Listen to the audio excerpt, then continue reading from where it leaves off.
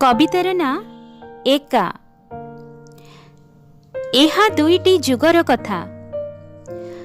प्रति जुगर समय सीमा 30 वर्ष बोली धरा जाऊ। 22 वर्ष लागे जीवन मुहरे पहंचु पहंचु। सेतेबेले जीवनठू स्वप्नर मूल बेसी। 12 ରୁ 22 वर्ष केते निहाड़ मुन हातुड़ी पहाड़ खाई तियारी हेउ। बोउर कोल आउ कानी बापांक तागिद आउ बेतबाड़ीरू कण आमको बंचाई पारे ना। मिछि मिछिका सांत्वना तो।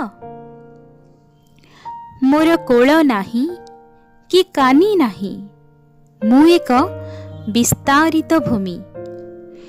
अनेक कटकणा मो पाई। मु उभय बापा माँ। मु सवार थिबा नौकार उभय दिग समान। मु प्रति मुहूर्त रे रूप बदलाए। चरित्र मानंक सहित सालिस करे। हेले भी संदेह रुहे काले आरोप माने भितरे भितरे जन्म हेउ नाहंती तो। स्वरूप बाबूंक पुओ पाठ पढ़िलानी। पिला बेल दुष्टामी रे गला। एबे टंका पाई बापा माँ चिन्हुनी। जंत्रणा भाग होई गला। अधे बापा अधे माँ बांटी नेले। मनमथ बाबू जमीबाड़ी बिकी पुओ को मनीष कले। ऑफिसर पुओ दूरेई गला। उभय उभयंक छाई होई गले। मोर रूप नाही कि छाई नाही। जहार मुह गोटे काच से केबे निज मुह आईना रे देखी पारे ना। मोर तमाम दिनर रूटीन रे मु ही कोठी न थाए।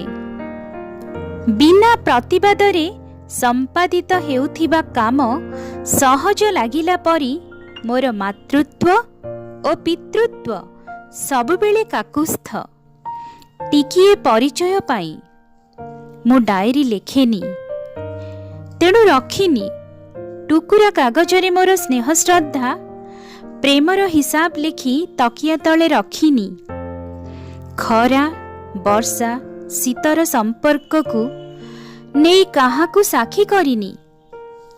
काले काली प्रमाण देबाकू जाई फेरी जाइथिबा दिन मानंकू आउ थरे काठगड़े छिड़ा हेबाकू पड़िबो बोली। मु आरोप को डरुनी अपराध को डरे। बरं पिता चरित्र रे थिबा बेले मोर कठोर शब्द शक्त व्यवहार चरम निष्पत्ति मोर कोमल मातृत्व को लहु लुहाण करू। तार सत्ता निश्चिह्न करी देऊ। हेले से मनीष परी मनीषटिए होई गढ़ी हेउ। मो निज पाई व्यस्त नुहे।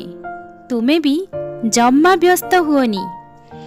जदि समय केबे मुह मोड़ी दिए मो घर को जाइथिबा रास्ता हुए तो बदली जाई पारे।